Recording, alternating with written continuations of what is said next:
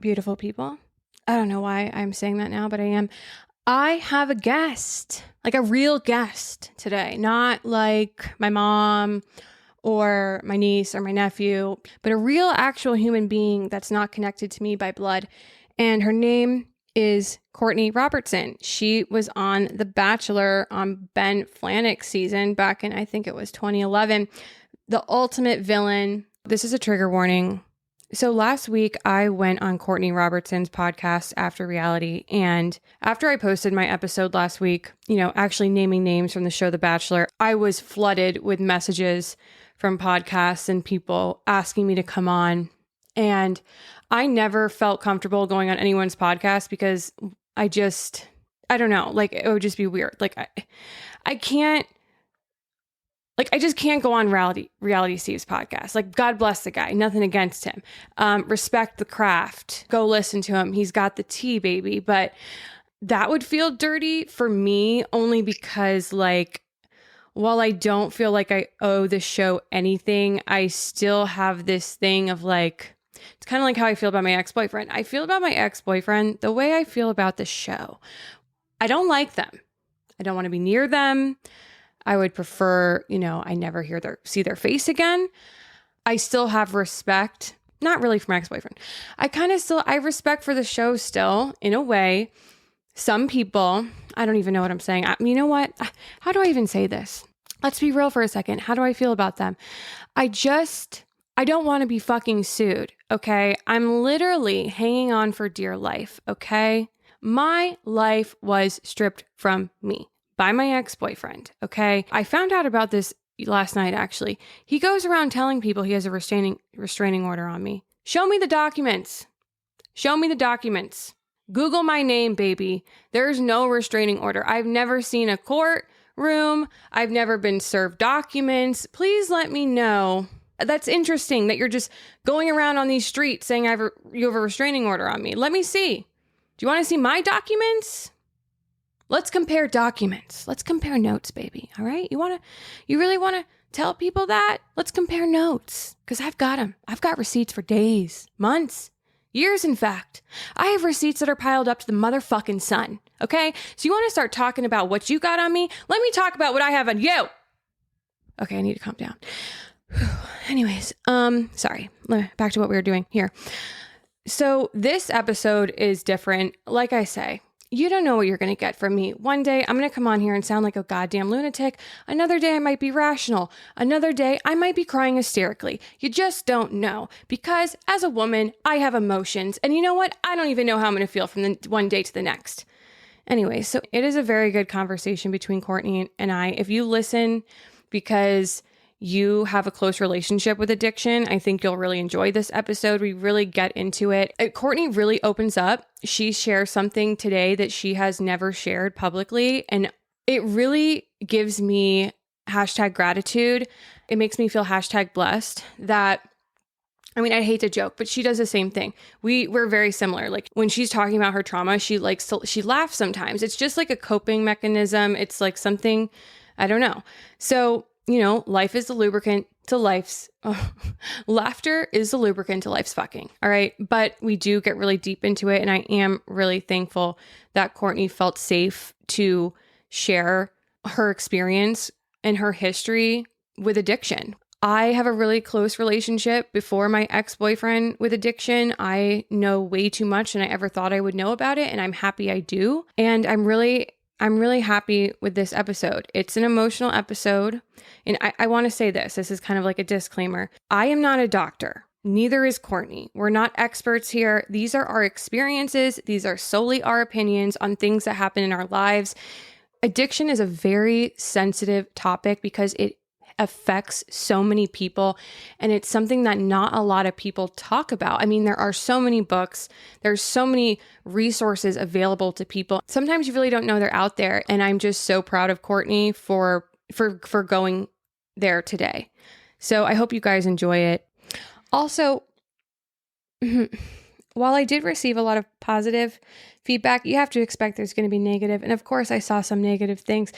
And specifically, I just think it's so funny when people have strong opinions when someone's sharing something deep and personal and emotional because, honey, I'd like to see, I mean, how can you be critical of a person who found out the person they loved is allegedly a person who commits serial sexual assault, cheated on you with a bunch of people, and lied to you for 2 entire years?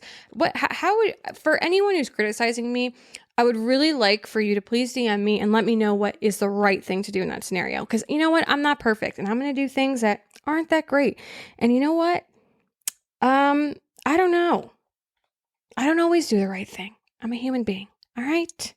So maybe get off your freaking high horse and look in the mirror. Let me come to your house for a week, watch how you live your life. And let me give you some notes. All right. Yes. Am I putting myself in the public eye and allowing myself for scrutiny? Absolutely. Happy to do it. But the people with really harsh, strong opinions, I really want to talk to you.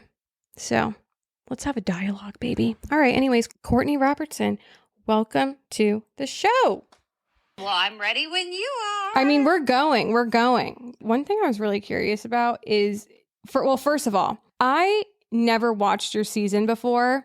When you said you'd come on my podcast, I was like, well, let me do my research.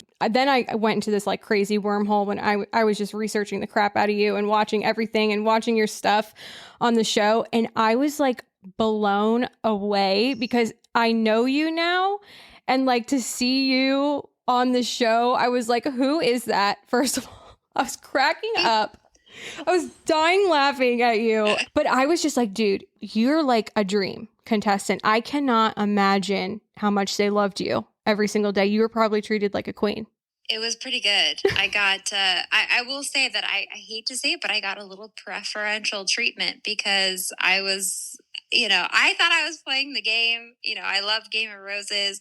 They've turned it into sport, and like they've kind of pointed things out to me that I'm like, oh wow, like I didn't even realize I was doing that. But definitely, but it was just a tough situation. So I hope that it didn't change your perspective of me, because sometimes I get like a little bit embarrassed when people watch my season back, because I was 28-year-old me, and I hope it didn't like make you feel a different way about me, because like you said, you do know me. We've had plenty of conversations, like, but it's just like a weird thing that has lived in me for so long, Alanna, that like I feel like people have this perception of me, and then it's like they know me, but like, can that show persuade people otherwise? Do you know who you're talking to?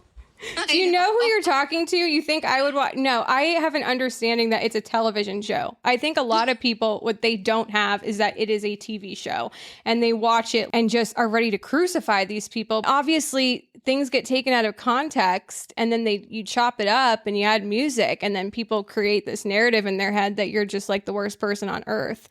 I feel bad that you have to like censor yourself now. Like, I feel like you almost probably have to be like overly nice all the time just because you feel like you have to like make up for whatever you think people might perceive of you from that show.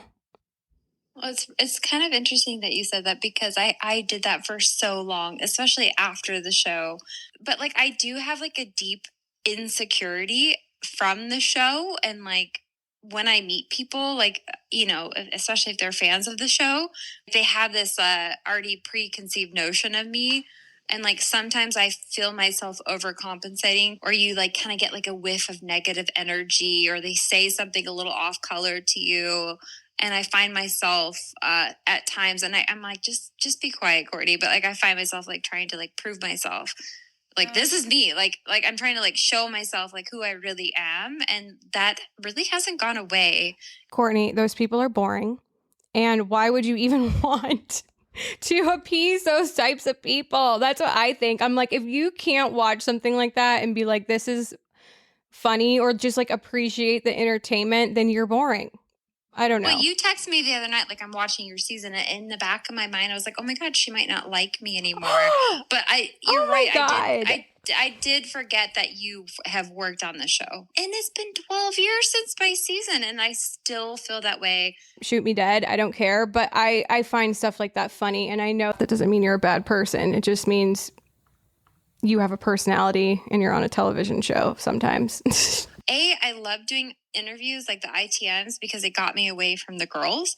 But I think that they knew like she'll say whatever. It got to the point where I was like, just tell me what you want me to say so I can be done and go to bed. And like I would tell the producers that, and I was like, what? I'm like, let's just like cut the bullshit. Like, what do you want me to say?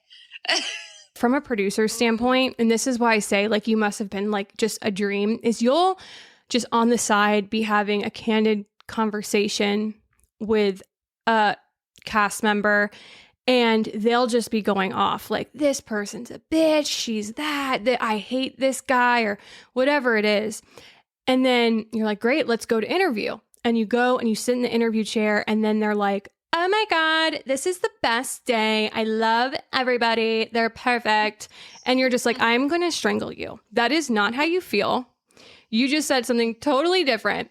And that is what people don't realize when they watch. It's like the people that you think are just so great and amazing. No, everybody is thinking this shit. Just only a few people say it. And then those people end up being the worst people ever in like the audience's eyes. I mean, you know that way. Like, so there's a lot of downtime. You're traveling. They're not really recording. They might give you like a flip camera to like show you like getting in the flight. There's no conversation. So I would see the contestants on my season in the morning before the camera crew got there. And for me, the problem I had was like how some of the girls treated the crew and the PAs and get me this, get me that. Like, it was like very unattractive to me. I'll just put it that way. I had like experiences off camera with the girls, and then the cameras would start rolling. I'm like, oh my God, who are you? Like you said, like they like flipped the switch. And to me, that was just like so hard to swallow. Mm-hmm. And even off camera talking about like how many not followers, but like, I wonder how famous we'll get from this. And things that like, I never ran to the Bachelor and said like, well, so-and-so was asking about how famous they're going to be after this. I mean, there are some people you watch who are super nice in their edit and they are like that in real life, but there are way more that are just the opposite. Oh my God. How are you feeling, by the way? I literally keep forgetting you're pregnant. Cervix hurts. I just have a lot of pressure down there. When are you due? May. I feel like I'm like close, but not close enough. 9 months is a long time. And people talk about like the glamorized pregnancy, but I'm like, there's a lot of beautiful things about it. I'm so thrilled that I can have one. I like censor myself, and I do want to talk about that because like I hate the backlash, but man, it's hard. I'm uncomfortable. I mean, I've never seen a pregnancy to full term. I'll put it that way, but I've never been pregnant.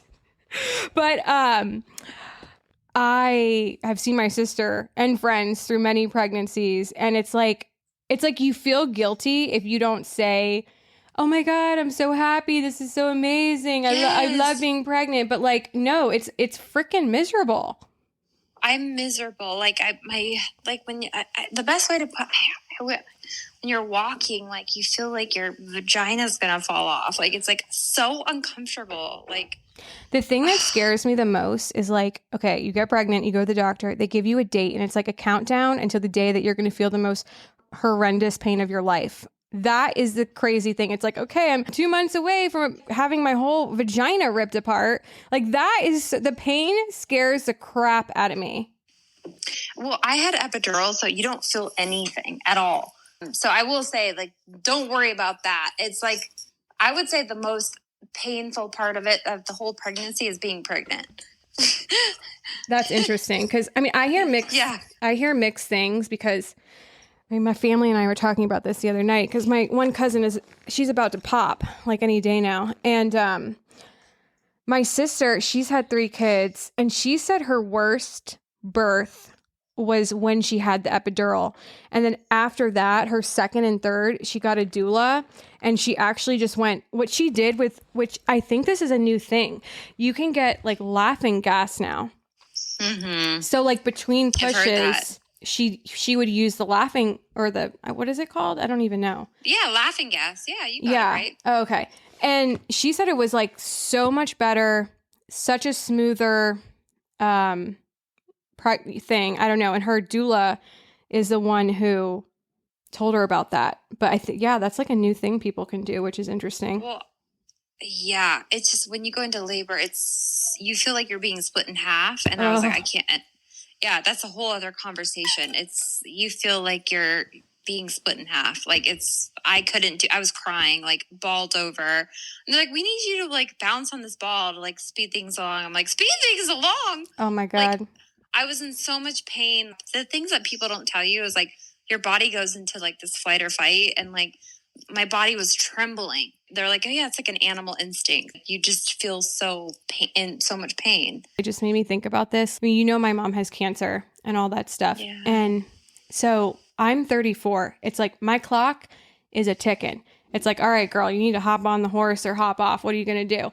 And because, and I I've never felt pressure to like, okay, I need to get married. I need to have kids. But what I feel now is like, I am so scared now. I'm like, I watch my mom with her grandkids and I'm like, they're going to have all these memories and all these things. And I'm just like, fuck, like, do I need to like hurry up and have a baby so they don't miss my mom, because I don't know what's going to happen. And then I'm like, well, even if I had a baby I got pregnant tomorrow and I had a baby in 9 months, it's like, I don't even know.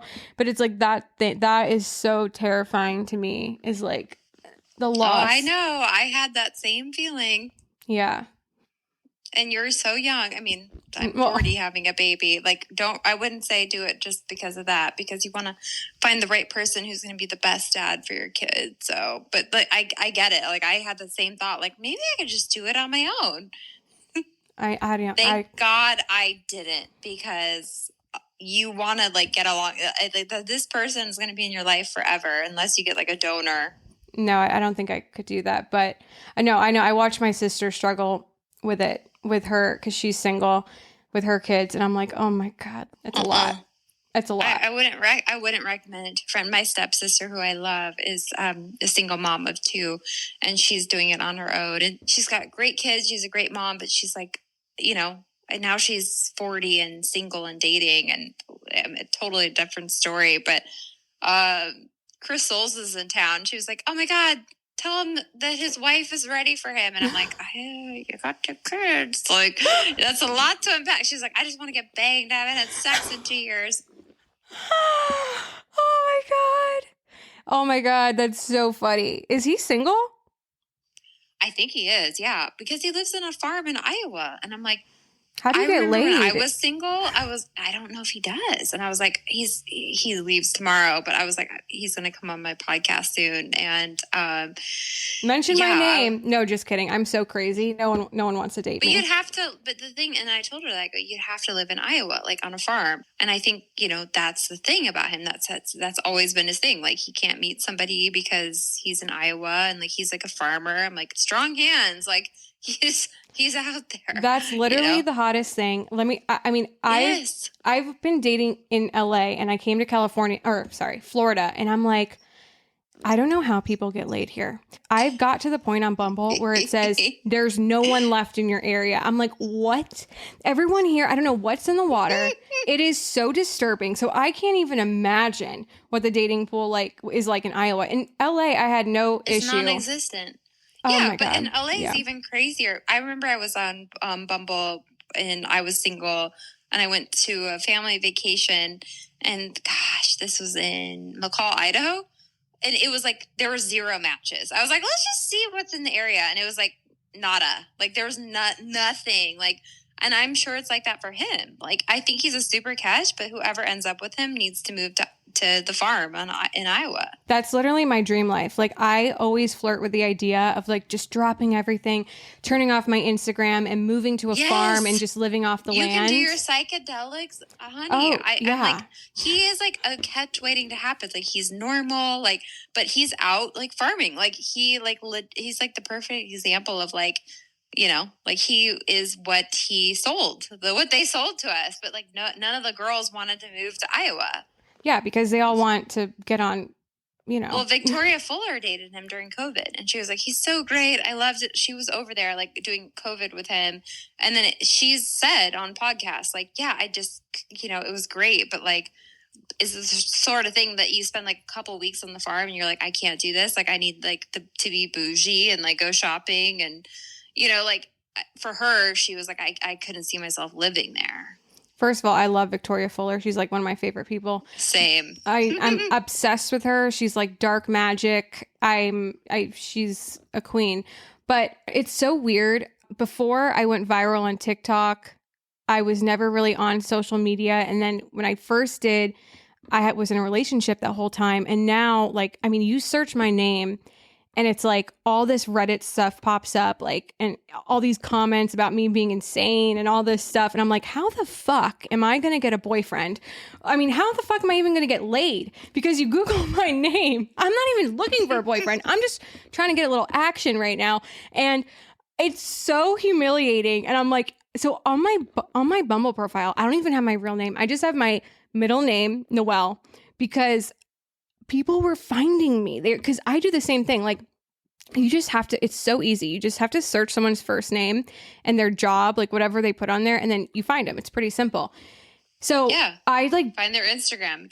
Most people put their Instagram on there. And oh, like, okay. Hell no, not me. I made a whole fake profile. Doesn't even matter. But I removed my job. I just put my middle name. Like, obviously with whoever I end up being with, I would not do something like that. And I don't think whoever I end up being with is someone I'm going to meet from a dating app. But I'm like, it's just so embarrassing to like date, which I'm sure you more than anybody have to know right after the show, like just all over the headlines. It's just like that screen grabs, like, and I felt the same way. Like, I mean, dating was really hard coming out the show, but like, I was like, who's gonna want to date me? Like, I'm this villain.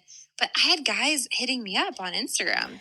I mean, you also are hot. I'm like average. I think I need to start. Please. I need to start posting more thirst traps, I think is my problem. Well, and that I felt that way, and I was like, that's just like not in my repertoire. Like, and I felt like when I did that, like I would get more hits. Somebody that we were talking about, like, was like, "Oh, do you send nudes?" I'm like, "No, I can't send nudes." These guys are like, "Send nudes." Like, I cannot do that. Like, the best dating advice I ever got was from a good friend of mine who's been married twice, but she's like so happy and in love, and she's my smartest friend. And she always said, like, think about everything all the qualities you want in a person, but like take it a little deeper. Like, how do they treat your family? How do they treat your, nieces and nephews? And I really started to like take that mindset. Like, how do you feel when you're with them? Like, not just like the physical stuff. Like, yeah, of course you want to be attracted to them, but like, take it a little deeper is what I would say, because you'll find it. I mean, I don't even know if I can trust that anymore, because that's how I felt about my ex. He was so good with my family. He was the first guy that my mom and my sister both really liked, and they were like, you're going to marry this guy. And my nieces and my nephew loved him and like would cry for him when we left. And then look how that ended up. But that just, I'm just probably never going to date someone who's been through the program. I mean, I'm happy for people that are, but who do it. But I'm probably retiring. An addict. So something I've never shared is my mom was a long time addict. So she was she was addicted to alcohol, and that's ultimately what took her. And it was like watching a slow moving car crash for about 15 years. And not my whole life, not growing up. My mom wasn't an alcoholic growing up. It was when we left the house and she became an empty nester, which I think is a whole other topic for women.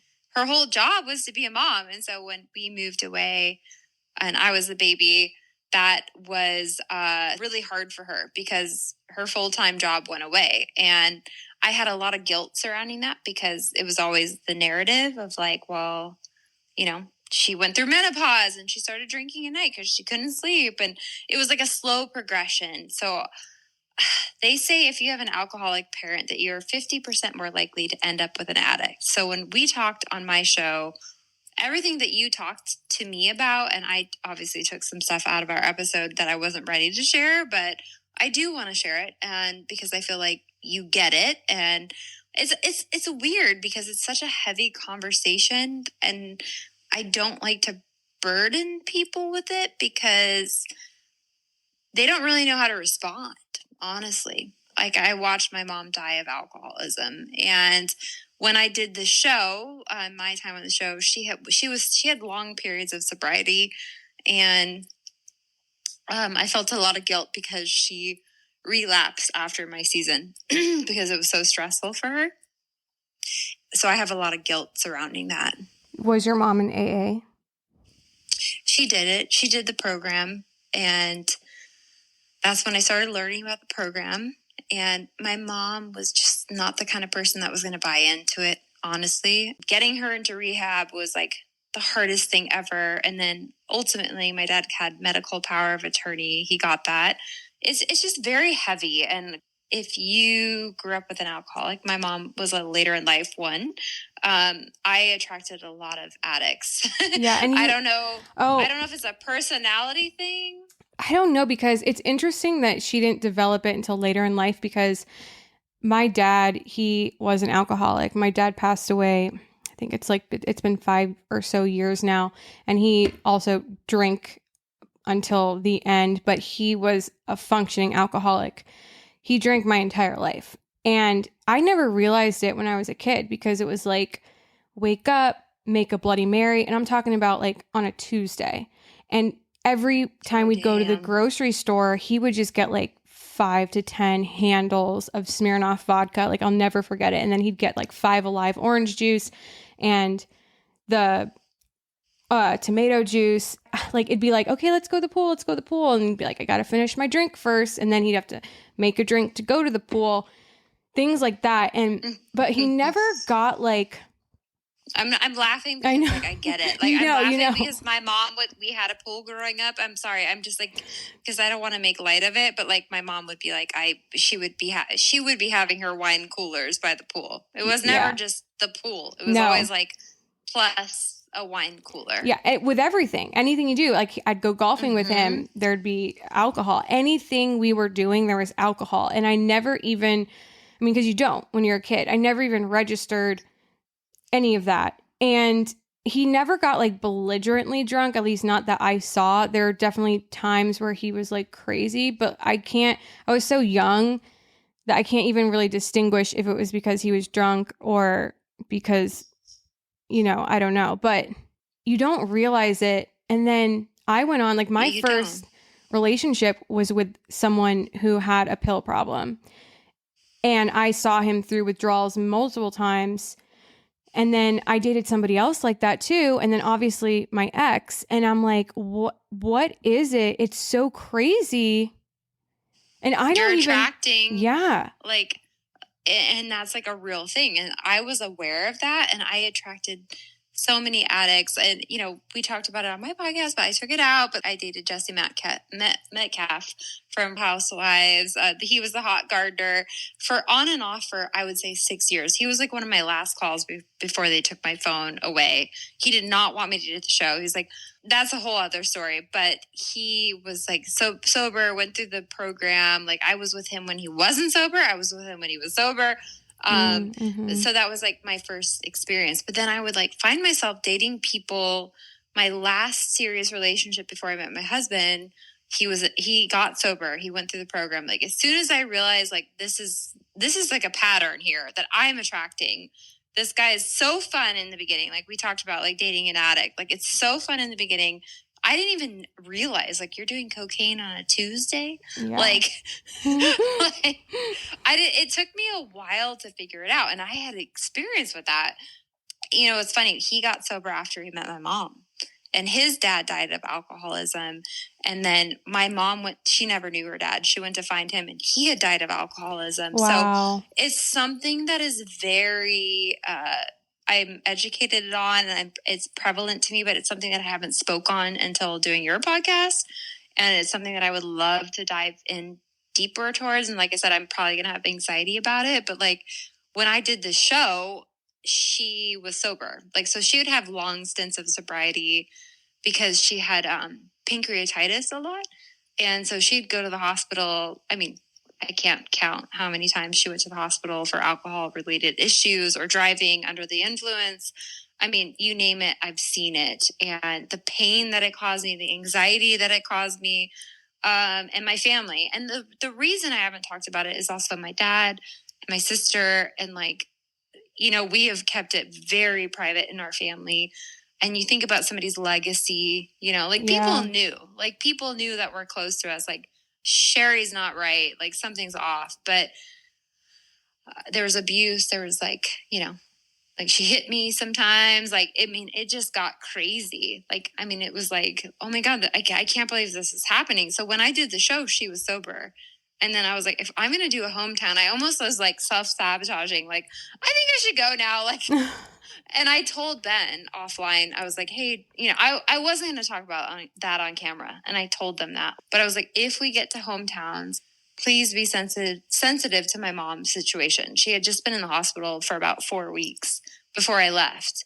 And I felt very guilty for doing this show that she did not want me to do. And so we do the hometowns. I get there. I haven't seen her in 2 months. And she's like so thin. I could tell she's been drinking because she was so nervous to have people in her house. You just know your mom, right? Yeah. And she relapsed after that. And then the show started airing. And then until it started airing, like, we didn't know.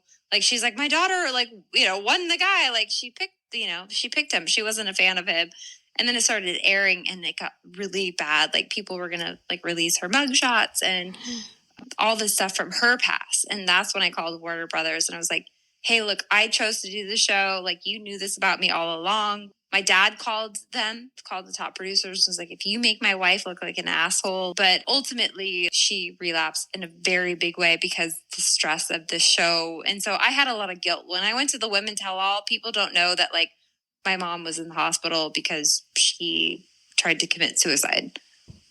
I'm sorry. It is what people don't realize is alcoholism and any type of addiction is a family disease. Like, it doesn't just it affects everybody. And I used to say this to my ex-boyfriend, if you had cancer, I would not leave you as long as you were getting help. My dad always said the same thing. Really? Sorry to interrupt. Yes, he said the same thing, and he never left her. And he was like, Aww. This is a disease. And he was like, I'm not going to leave you. Like, you're sick. Like, if you had cancer, like, we would get you chemo. Exactly. Like, that's really sweet. And like, it's not like they're choosing to do this. Like, who wants that? You don't want to do that, but they can't not do it. I try to understand it. I've tried so many times. I can't because I don't have it, but I've watched it in so many ways, just same as you, like through your parent and then through the person that you're in a relationship with and that you care about. Multiple addicts, yes. And it's like, you can't, I feel like I was like, I never blamed myself any of the times. I know a lot of people do, but it's like, you really you can't blame anything that you did on it. Because what are you supposed to do? Not live your life, not do certain things, because a lot of people in addiction, if they're not getting help, if they're not in a program or getting therapy, like, they can't handle emotional instability or crisis. They use their substance as a crutch. It's crazy that the show and all that brought her there, but it's like, if it wasn't the show, it would have been something else. Well, ultimately it was. And then I wrote my book and she's like, I'm so disappointed. Like, you're talking about all this stuff. Like, it was like guilt after guilt. And I carried a lot. I still carry it. And my mom ultimately, like, alcoholism took her over. And people won't ask you, like, what happened, right? Because people don't know. I'm just like, my mom died. That's the story I push. Like, not push, but like told. Like, I lost my mom. Like, that's it. That's all I've said. But they don't know how, they don't know why. So if you want me to share it, I will. But she fell and she hit her head and she had a brain bleed on the stem of her brain. It was inoperable. And they said she's going to be a vegetable for the rest of her life. We're recommending hospice. And that was the worst day of my whole life. I rushed over to the hospital. I'm sorry I'm laughing. It's just how I cope. And you can take this out if you want. But when you go into that room when they recommend hospice, and they learning about hospice even. Yeah. And I will say it's like dying with dignity, but she wasn't speaking, but she was like eyes open. Long story short, it was about like a 10-12 day thing. So I don't want you to feel like you have to rush yourself through the story. Like, I want to hear, how you how you felt. Like, I had this, like, it's crazy you say that, because it's like the same thing happened with my dad. I mean, he didn't fall down. It wasn't, but he was in hospice in the end. And I will never forget our last phone conversation. Like, listening to you, I'm like thinking about that. And I just get like emotional about it, because I just heard the pain in his voice from everything. I was lucky that he was still like conscious and aware, even though he was like, all on morphine and everything. But like, he just said how sorry he was. Like, that was part of like our last conversation, which like killed me. It's really nice that you had that, Alanna. Seriously, because I didn't. And like towards the end, it got really hard for me to go visit her, because I knew she was just like falling a lot, and she was drinking a lot. I'm talking like her thing was like Chardonnay. Like, so she would drink like 3 or 4 bottles of Chardonnay a day. And like, but she was like also like 5'2" and like 100 pounds. Like, and she wouldn't eat because, and she wouldn't shower. Like, just getting her to shower was like hard. And my poor dad was like taking care of her. And when I talk about her legacy, it's like, I envision her as this like strong woman that raised me. But towards the end, it was really not pretty. It was like a slow moving car crash, and slow. And it was just like every day I had anxiety. Like, am I going to get the call? Am I going to get the call? Because she was in and out of the hospital. But when they recommended hospice, my sister picked me up. We went over to meet my dad, and then they brought us all in the room, and they're like, I just like have a massive hole in my heart thinking about it. But, so we were like, yeah, okay, we'll do hospice. But then like, I'd go see her every day, and, it's just like, I'm sorry, I'm getting upset.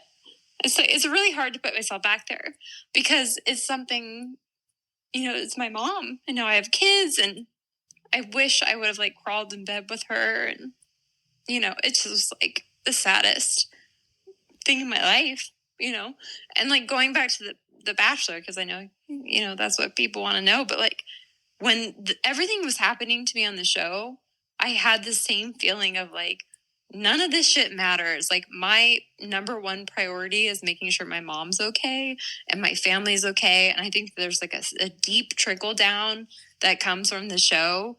And like I said, I carried a lot of guilt. But so she went to hospice. It was like a 10-12 day thing. And I just remember being like, oh shit, well, let's get her some wine. And seeing somebody that you love so much slowly dying is just like the worst thing you can live through. I'm so sorry. I'm really sorry. I mean, I'm sorry. I didn't expect to go here with you, but I'm glad we are. I mean, especially I told you, like, my mom has cancer and everything, and seeing her through this, and I've seen it. I've been here before with my dad, and you want to like do everything you can do and ask what you want to ask, because it's coming, but then you don't. Your story, Courtney, is resonating with me so deeply right now in a way that it's really hard to describe. And the reason why it's so hard to probably talk about this with people, it's like there's nothing anybody can say to make it better. The only thing I can tell you is just how strong you are for everything you've gone through. Like, you have such an incredible life. You have an amazing family, and you've built so much, and it seems like you've learned so much from this. And I'm really proud of you. I was there with my dad, and I wish I did more. Like, I wish I said more. I wish I did more, but it's like you can't. You did everything you could at that time, and you just have to learn from it. And it's so hard to be back in this situation. Like, am I doing all the right things? Am I saying all the right things? And then, but you still have all this deep resentment and all this stuff from just a lifetime of pain and trauma, and it holds you back. I'm feeling that right now. And I'm just like, am I doing the right things? Like, but it's like, I think about it, like, can I go and crawl into my mom's bed right now? And I'm just like, I get like this anxiety thinking about it. Do it. And but... I did the same thing. I had anxiety about it. I had just met my husband. She's never met my husband.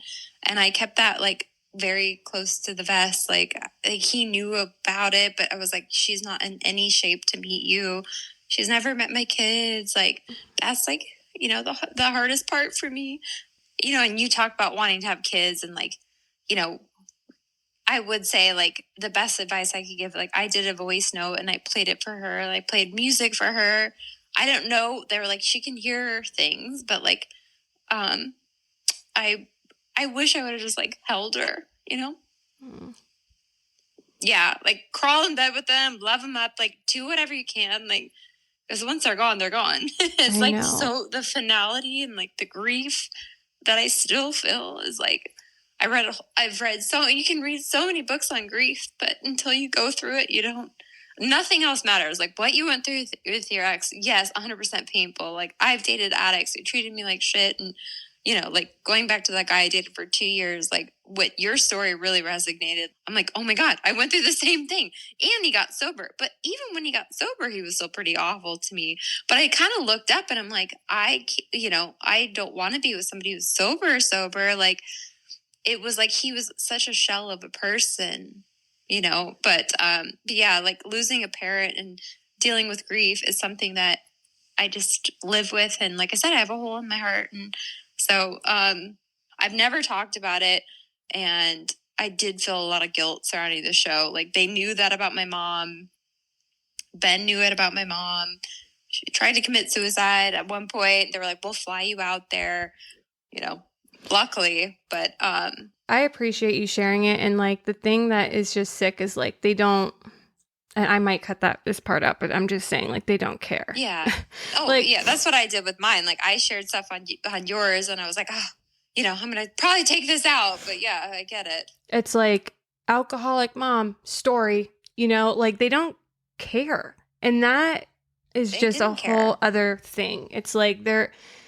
And I don't know if it's because you have to like desensitize yourself so you can think about the bigger picture or what it is, or if it's because these people are just shitty, or if it's because that's just the culture they create. I mean, it's a lot of shows that are like that, but they don't. And it's sad, but it's crazy. And you can literally trim all this out if you want. We don't have to make it about that, but like, it's just like, it feels good to like finally share it for the first time.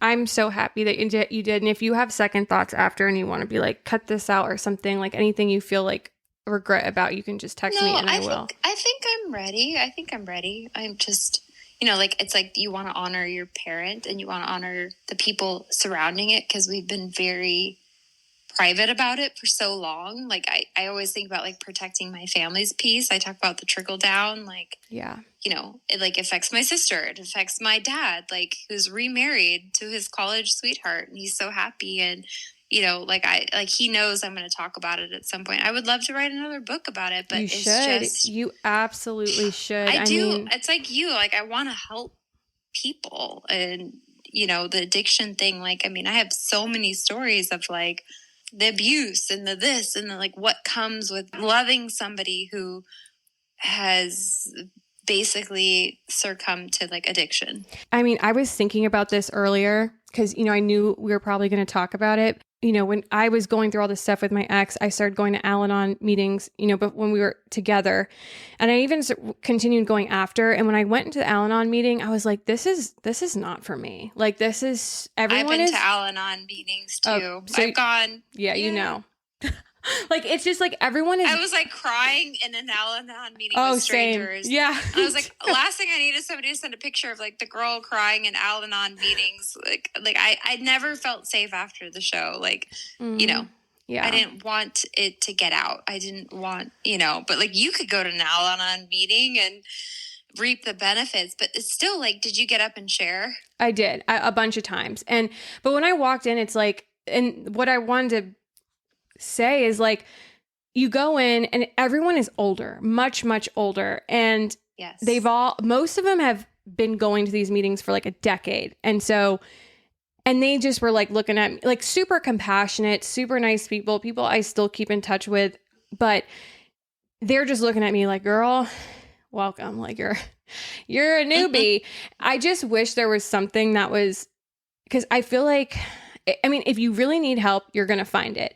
But like, there's a lot of things in Al-Anon that I think could be better and could draw in people who don't realize that they need it and that there's free help and therapy that's available to you, you know, because a lot of it is people, it's not just relationships or your husbands. It's like their family members, their sisters, their moms, their brothers, like their dads, everything. It's just every type of, they call it your qualifier. Like you have, there's every type. And I think that writing a book and talking about it more, it would just be so helpful for so many people because there's so much shame with it. So people don't talk about it. But when you don't talk about it, you don't ever get help and you just get stuck in these feelings. And it's really, it's crazy when you said earlier about like remembering your mom being so strong and then seeing her. She's still my hero. She's still like, she raised me strong, you know, like yes. Before it got really bad, like I said, like I just try to choose to remember those moments, but does that resonate for you with your dad? Oh, word for word, Courtney. Before, when I found out my dad was dying, he and I hadn't spoken for like, can't even remember how long because we had a falling out at some point about something. And I reconnected with him. But through doing that, I was able to have all these conversations with him that I recorded. I'm still healing from it. And I still haven't even come to terms. I like couldn't even look at the footage. But yeah, me too. I have voicemails from my mom and I listen to them sometimes, but it just brings me to my knees. Yeah, same. And my sister and I did this road trip the first time because I went out there a few times to see him. He lived on the west coast of Florida. My mom, my sister live on the east coast. I flew out to, I didn't even have my dad's phone number. I only had this first 6 digits. I had to call like 7 different numbers and just kept changing the last number to try to get his number. And so I know my mom didn't want me to go. She was like, why are you wasting your time? He doesn't even want you there. Like all they're doing is drinking over there and blah, blah, blah. And I was like, no, I'm going. I'm doing this. It's very heightened emotionally. We drove 5 hours to go see him. And we go in there because I had this whole image in my head of my dad from when I was a kid and how, like literally word for word what you just said, like how strong he was, powerhouse, just could say anything. Because I will say this about alcoholics, they have a way about them. They're so charismatic. They can really capture a room and they're even drunk. Yes. Even drunk. I mean, Stephen King, publicly an alcoholic, like his book is, oh my God, his book's incredible on writing, his autobiography. They're very smart, charismatic people. I think a lot, if you don't know an alcoholic, you don't realize this, but they are just some of the most captivating people you'll ever meet in your life, which is what draws so many people in. So I had this whole thing in my head about him from growing up. And then we go in there and he is just like a shell of a person, like just totally, it was so hard to keep my composure while I was in there. And then the second we go back in the car and I just start crying, telling my sister, like, I just had this vision of him of being such a strong man. And we go in there and he's just like, and this is what happens when you're suffering from this. Like your body, like when you're young, you can drink and do all these things, but it takes a toll on you and it destroys you. And you don't feel it until it's too late. And it was just like, oh God, it was so hard to see. I mean, there's so much I could say about this, but there's just a lot of dynamics when you're dealing with an alcoholic parent. And then going back to like what you've been through, you're 50% more likely to end up with an addict. So it's something that I've always kept top of mind. That's just a statistic.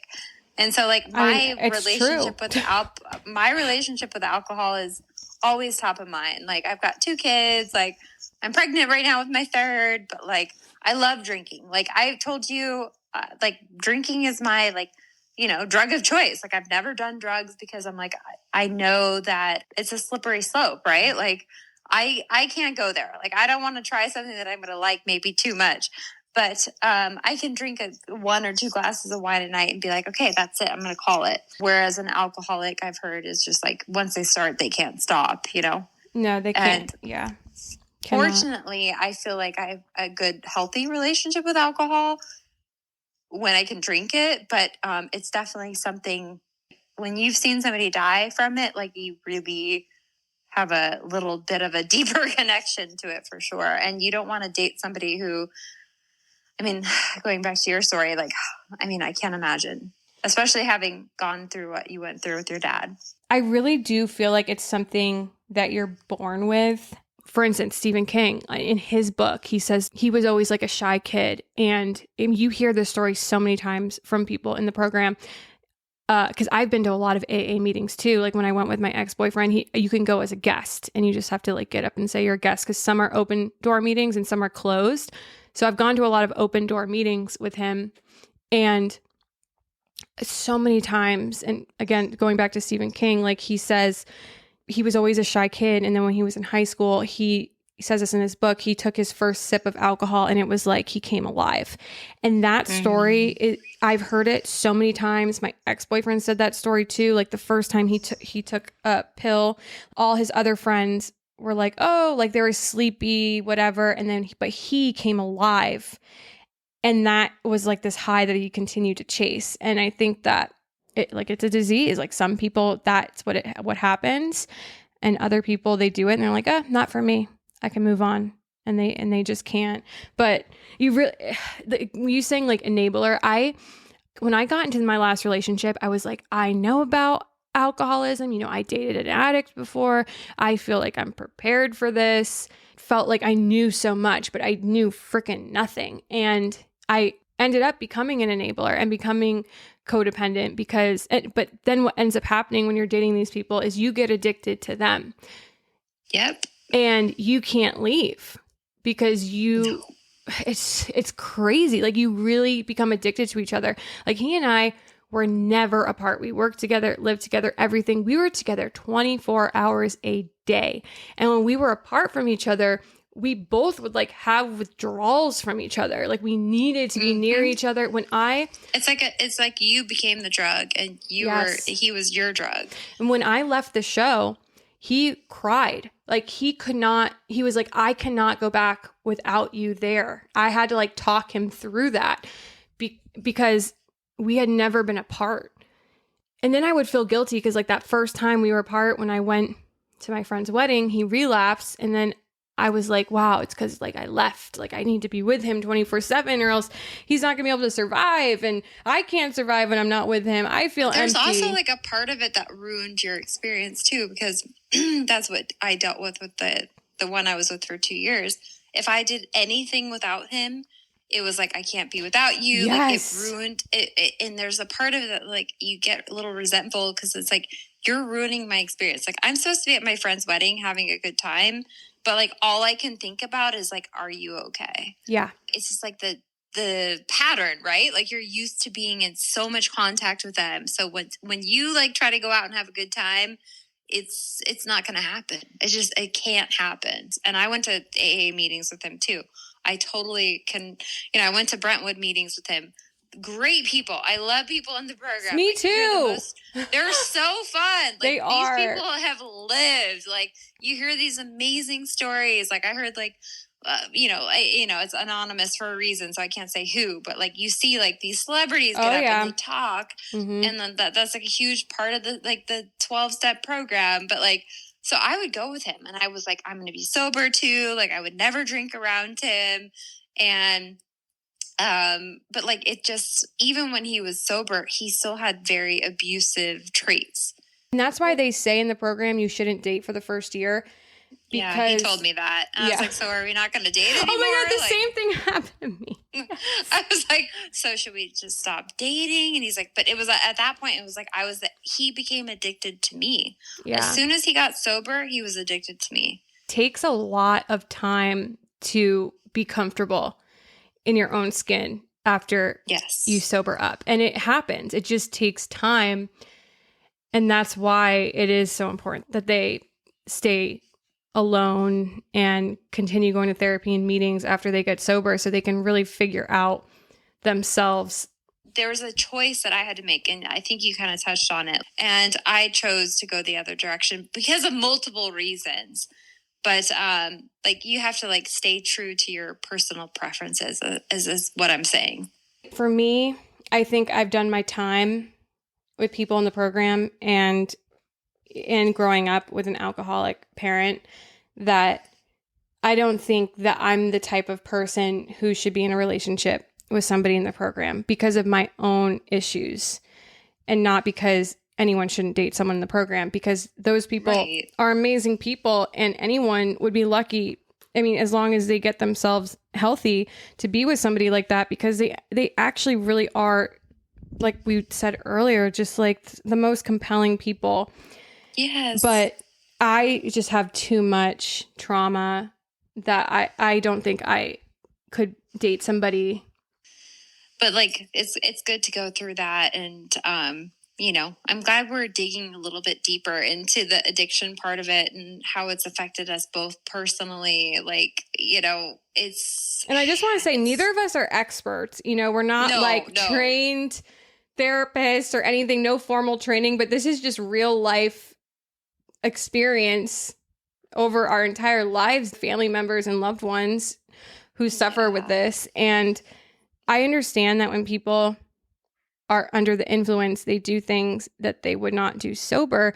But when you're talking about a person who has continually committed sexual assault, I think it blurs the line, because that's someone who should have to face those consequences. Like, if Jeffrey Dahmer was an alcoholic, would that mean justice shouldn't have been served and he shouldn't have gone to prison for killing all those people? You know, like, I understand that these people are trying to work through things, but that to me is just like, if I read that and it was like, I cheated on this person, I did this, I did that, that wasn't connected to actual crimes that he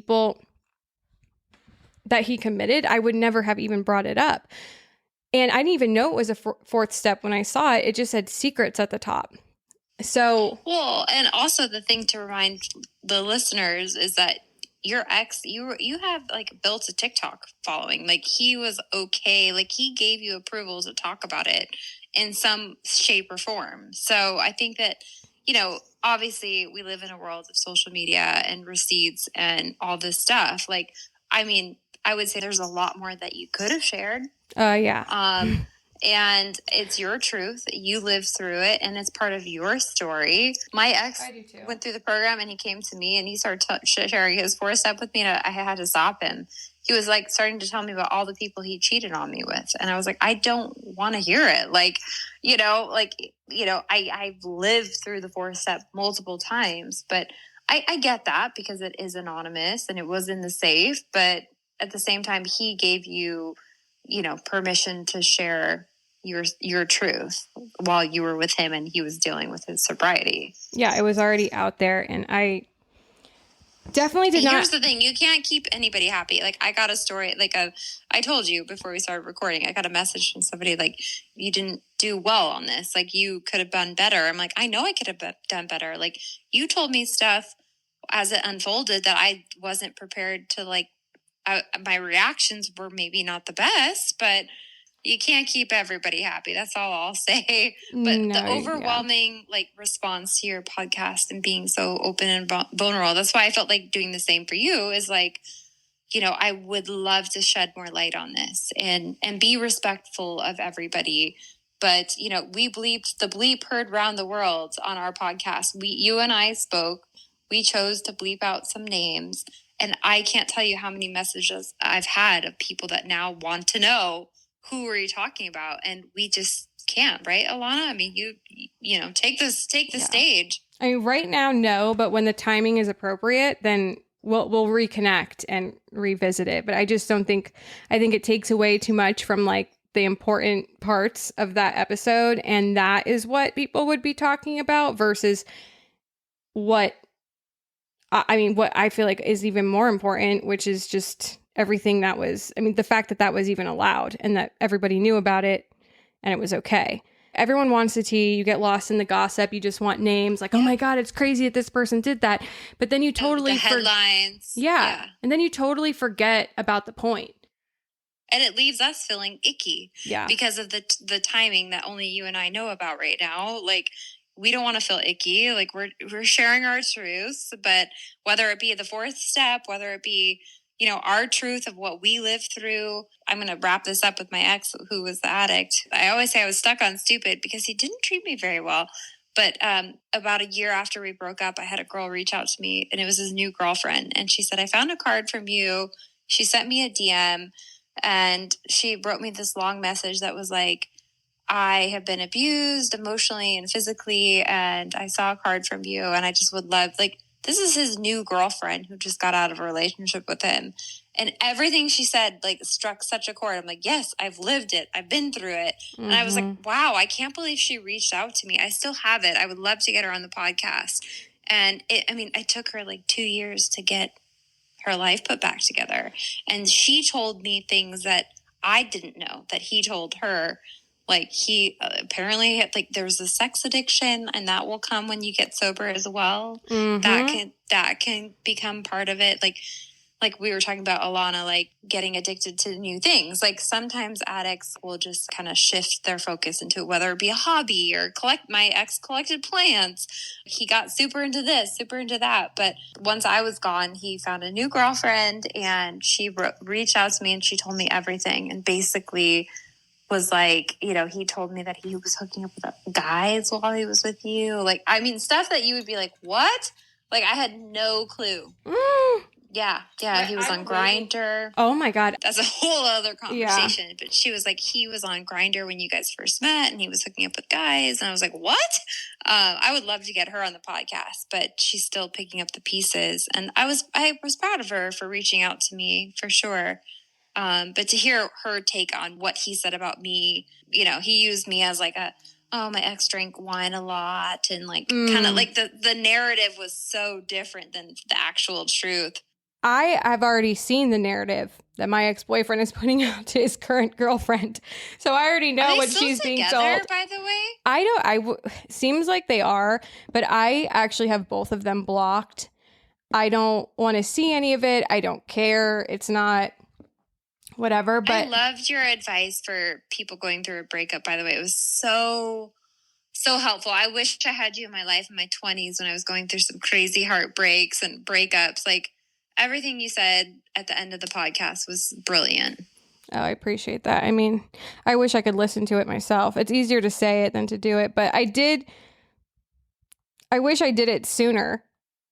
Those things, everyone is on their own time, but you know what? But you're feeling happy. You're good. You're in a good spot. You've got a clean slate. I can't wait for you to have somebody come in and swoop you off your feet, because it's just a matter of time. It's going to take a lot for that, because I'm very skeptical now, and I also am just so level-headed at this point. I'm like, I don't want anyone to go make me bajiggity. I don't need anyone getting my hormones up right now. I just want something casual, but I love the casual days. I had fun in my casual days.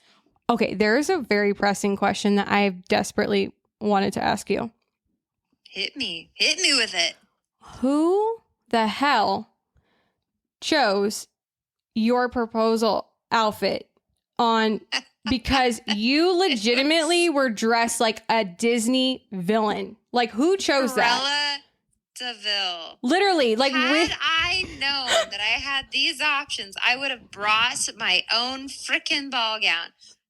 Mind you, I didn't know we were going to be getting engaged in Switzerland on the snow. Like, how do you plan for like a cold engagement? But Carrie Fettman.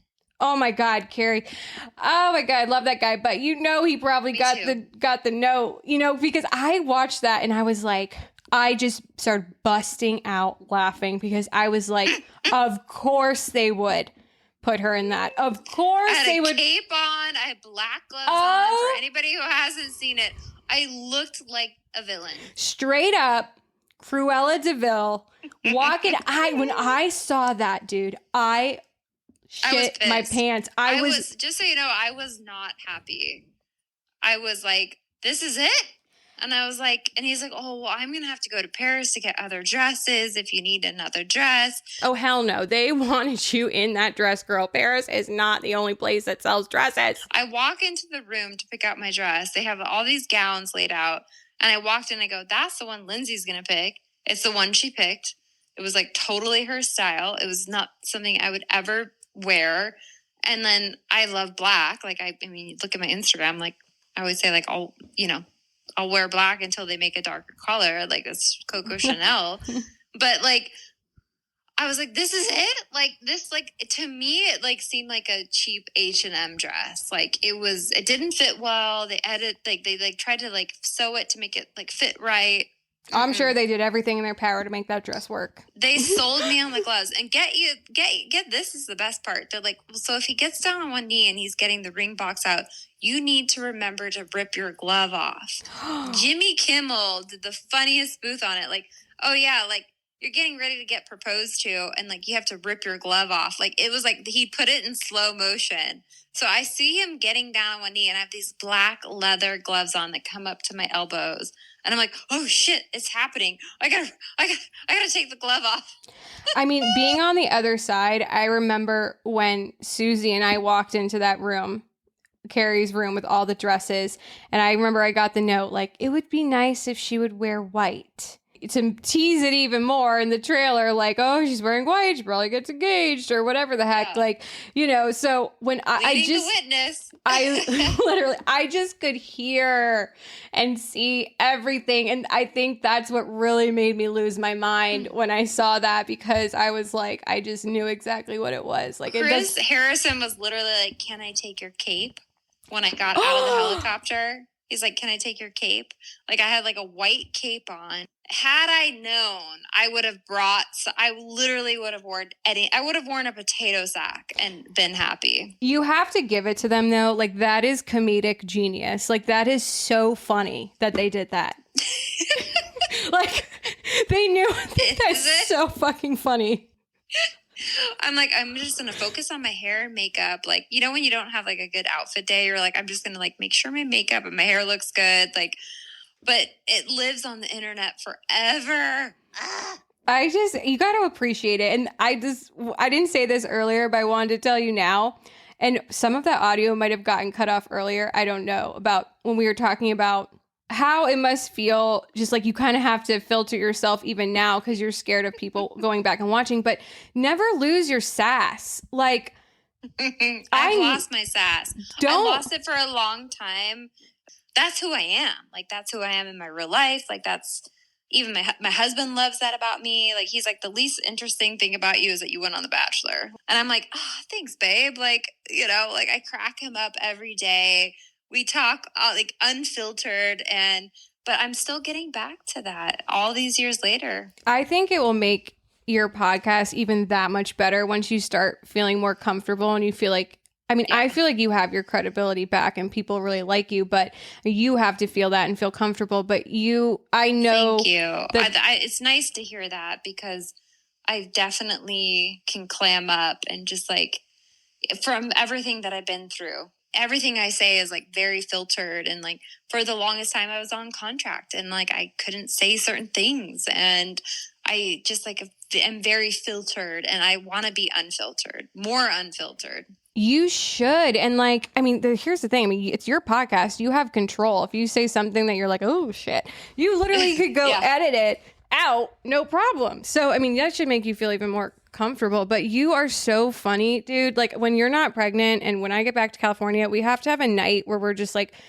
drinking wine responsibly. I would love that. I seriously would love that. I think that we could have a blast. Here's the other thing. I thought Shanae was mad at me. I mean, Shanae's from Clayton season. I was her producer. She was I think I would love her. Oh, you would love her. First of all, she's so freaking funny. Like, we had the best time together, and she's pregnant now, and her guy is hot, and she's like living her dream life right now. I'm so happy for her. But I blocked 80% of people from the Bachelor world and muted the 20% that I liked, but I just didn't want to see any Bachelor stuff. Love the mute button. Oh, it's the best. I'm a big fan of that. Yeah. So she reached out to me when we first broke up and like wishing me well and wishing, like hoping for my prayers for my mom. And I didn't respond just because I wasn't responding to anybody. And then time went by and I was on the phone with somebody a few weeks ago and they were like, oh, Shanae's pregnant. I had no idea. And I was like, oh my God, I feel like the worst friend ever. Because her and I are actually friends. Like she slept at my house. I've met her family. Like I love her. And so I went to her page and I saw she unfollowed me and I was like, bitch, what? I was like, are you team Genevieve or something now? What the frick? I was like, why did you block me? Or not block me, but unfollow me. And then I waited a couple weeks and the other day I reached out to her and like apologized for not responding and said, you don't have to respond to this, but I'm happy for you and everything that's going on, whatever. And then she actually thought that I was mad at her. So, whatever. Social anyways, media is so funny. I know. But it was because I didn't respond to her text when she was more that than anything. But so we caught up on FaceTime yesterday and I told her, because she hadn't listened to any of the podcast, she doesn't really pay attention to Bachelor stuff anymore. So I think is really cool. I filled her in on everything that was happening. I literally took a screenshot of her face and I told her because her jaw was on the ground. She could not believe any of the stuff I was telling her because, well, number one, she saw like how in love my ex-boyfriend was with me. And she really didn't think that like he would do something like that. I don't know if she'd put it past Genevieve, but she definitely wouldn't. She didn't think that like he would do that. So it was like a shock to her, but it was so funny. Was Genevieve on that season? Yeah. So no wonder you were like, oh my God, is this like a her thing? She probably had no clue. She's just, I love people that like come off the show and they just go off and like she's pregnant. She's like got this hot like fiance or whatever. Maybe they're just boyfriend girl. I don't know. But like, I love people that come off the show and they just like resume normal life and like kind of and that's the thing about her. She's a totally normal, regular person with a great group of friends and a family that supports her and is just like funny and quirky. So, but yeah, she likes to talk shit. I mean, most people do, but it doesn't get recorded and broadcasted on the television show. Well, that's what I love about talking with you and like people that are unfiltered. It's like, but now we just are doing a podcast. We both have new podcasts and like, I would love to have you on as a regular because, I think you could help me open up a little bit more. I've just been so filtered for so long and, not wanting to get sued. That's all you know. Oh, yeah. Mm-hmm. There's only so much we can share, but we can talk about it in a way where it's like, that's what people do at home. That's why I think the show is such a hit. People watch at home. My husband and I do it. We watched the new season. We're going to watch Joey's season. And like the commentary is so fun. And having been on that side, I'm like, I get it. Like I was a total target. Like I was like, you could just make fun of me all day long. And I'm okay with that. Same. Now. Yeah. Now I'm like, I get made fun of all the time. It's like, I have my whole life. So I'm like, whatever. And also my family makes fun of me constantly. Oh, you have no idea. I get tortured left and right. We all torture each other. So there's nothing anybody could say to me that like my own family or friends haven't said to me, but worse. So I love that about your podcast. You're like, Mom, like, I love that we get glimpses into like what your life is like.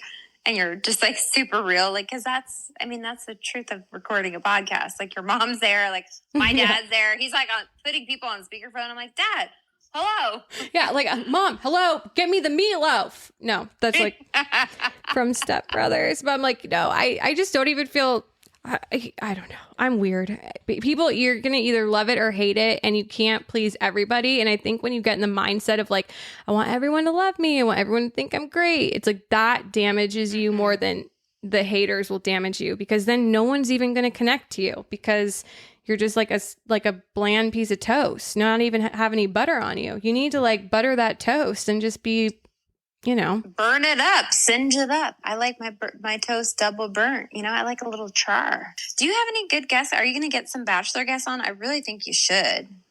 I was thinking about it, but I'm like, I'm so scared of being like a Bachelor podcast. Like when I first started, I didn't talk about the show at all, and I never intended to. It just so happened that people from the show had sex with my boyfriend. And that was the story that I was telling. Like I told you last week, like I begged my ex-boyfriend, please don't sleep. And this is before I ever even thought about a podcast. Like, please don't sleep with Bachelor contestants. I don't want Bachelor in my life anymore. I want it to be done. And he did. So I'm like hesitant to bring people on from the show. But it's maybe, possibly. I think I'm going to actually have a first date on a podcast next week. What? It's oh my God. so random. So random, but I was talking to this guy, and then I kind of was like, whatever, because I'm not really in the mood to go on a date with anybody. We like ghosted each other. I think he got tired of my ass because every time he tried to meet up, I kept bailing. And he has a podcast. He responded to one of my stories recently and was like, you should just have me come on as a guest, and then you can come on mine. And I was like, well, what am I even going to say? Here's this guy I met from Bumble. He's like, yeah, exactly. Initially, I was like, no, but then I thought about it, and I was like, actually, that could be funny. Yes. Is he in Florida or is he in LA? He's in Florida. Please do that. Please do it. And if you need to phone a friend, if you need like a SOS, like gotta eject from the date, let me know. I'll be that call. Yeah, he's a little wild. So I was like, oh God. But I think it could be funny. Oh my gosh. You have to do it, Alanna. Go. Okay, maybe I will. Just slap an outfit on. But I hope you do it. I would love to hear that. That's so fun. And, I would encourage you to get some Bachelor people on. And I mean, you're an expert at asking questions. You're so good at it. So you can toe the line. I think I'm like a social pariah right now. So I don't know if anyone would even want to go on my podcast. So I'm like, if someone reaches out to me and they're like, hey, then I'd be like, okay. But I'm not going to go reach out to anybody and say, want to come on my podcast? Well, get Shanae for a quick life update. You don't even have to talk about the show. You could be like, how's pregnancy? How are you feeling? Like, people would love to hear how she's doing. Yeah. Like, you have the access to these contestants that love you. Clayton was saying the nicest things about you. Like, if people that are off contract, I think that you should at least ask them, like, hey, would you, whatever it is. Oh my God. You've got like a beautiful skill set, though, that like most people don't have. So I hope that you reach out, slide into all the DMs. I think people are going to love to come on your show. You're very optimistic, Courtney. I appreciate that. Maybe. I don't know. But we'll see. Maybe. But I love you, girl. And I will, I will talk to you probably tomorrow anyways. Let's talk soon. Yeah. So stay in touch. I'm going to go help my husband with the babies. I'm on borrowed time. So I know. Thank you for your time. And I will talk to you later. Anytime, girl. Okay. Talk soon. Okay. Bye. Okay. Bye.